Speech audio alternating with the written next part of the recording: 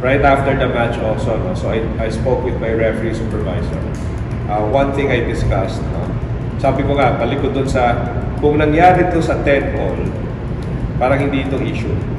Pero nangyari siya sa crucial part of the game, which is 25 all. Sabi ko, alam mo, it's not that I doubt the calls of the referee. Like yung una kasing kinontest nila was the overreach. Tama siya doon. Tama yung tawag niya, tama yung... But yun nga, that is my interpretation.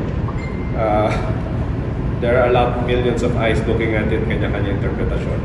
Pero sa FIVB kasi, it is a judgment call. So his judgment was, it was an overreach.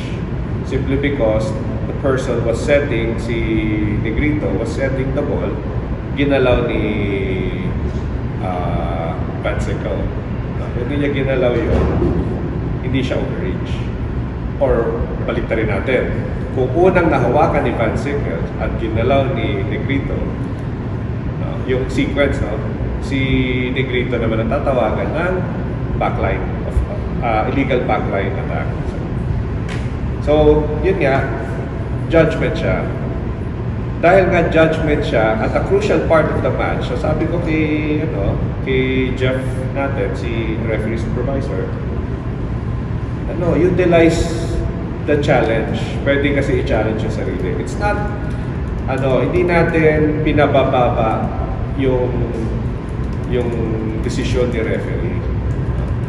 Kaya lang, para lang maintindihan din ng tao na tama yung desisyon niya. Ngayon, kung mali yung desisyon niya after the review, doesn't mean na mahina siya referee. Bilis ng bola. Pag subukan yung tumayo sa pwesto ng referee, ang bilis ng bola. So, talagang every assistance na pwedeng makuha, kailangan niya talaga.